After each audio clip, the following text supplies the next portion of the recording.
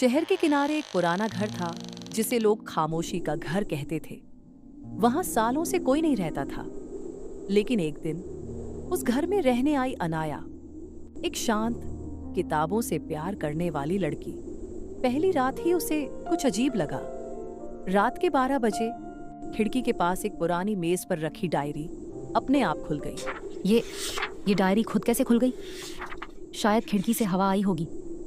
लेकिन जैसे ही उसने डायरी उठाई, एक पन्ना खुद ब खुद खुला। उसमें लिखा था, अगर तुम ये पढ़ रही हो तो तुम अकेली नहीं हो। अगली रात अनाया फिर उसी डायरी को पढ़ने बैठी।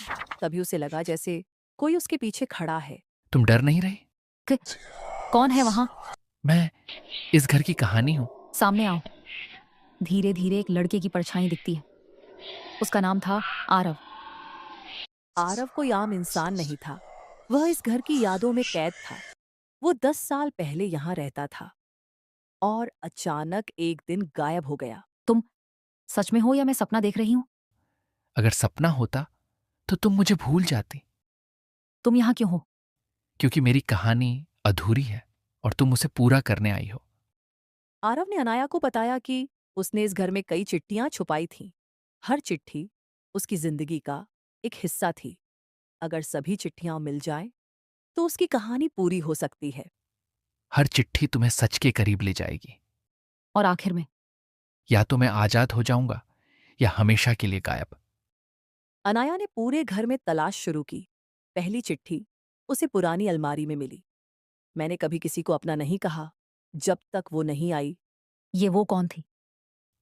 शायद तुम जैसी ही कोई। तो तुम पहले भी किसी को ऐसे डराते थे? नहीं, तुम पहली हो जो डरी नहीं। दिन बीतने लगे। अनाया और आरव की बातचीत बढ़ने लगी। अब डर की जगह एक अजीब सा अपनापन आ गया था। अगर तुम असली होते तो क्या शायद तुम्हारे साथ बैठकर चाय पीता। करते? और कुछ? तुम्हें कभी अकेला महसूस नहीं होने देता। एक दिन अनाया को आखिरी चिट्ठी मिली। वह घर के पीछे पुराने पेड़ के नीचे दबी हुई थी। अगर ये आखिरी चिट्ठी है तो इसका मतलब मैं अब इस दुनिया में नहीं हूं। आगे पढ़ो। मुझे याद नहीं कि मेरे साथ क्या हुआ, लेकिन मुझे किसी का इंतजार है जो मुझे याद दिलाए कि मैं कौन था। अनाया को एहसास हुआ आरव की यादें अधूरी थीं और वो किसी हादसे में अपनी जिंदगी खो चुका था। तुम तुम अब इस दुनिया में नहीं हो। मुझे पता था, लेकिन सुनना मुश्किल है। मैं तुम्हें भूलने नहीं दूंगी। अब अनाया के पास एक विकल्प था। या तो वह इस कहानी को खत्म कर दे या आरव को हमेशा के लिए अपने पास। अगर तुम चाहो तो मैं यहीं रह सकता हूं। लेकिन तब तुम कभी आगे नहीं बढ़ पाओगे। और अगर मैं चला गया तो तुम अकेली रह जाओगी। अकेलापन ठीक है, लेकिन किसी को कैद में रखना नहीं। रखे अनाया ने आखिरी चिट्ठी को जोर से पढ़ा और जैसे ही आखिरी शब्द खत्म हुआ, आरव की परछाई धीरे धीरे गायब होने लगी।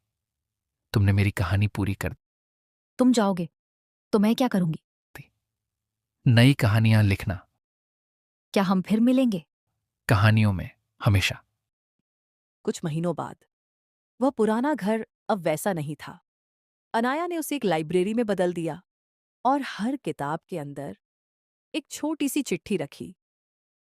कभी कभी कहानियां खत्म नहीं होती, वो बस किसी और के दिल में शुरू हो जाती हैं।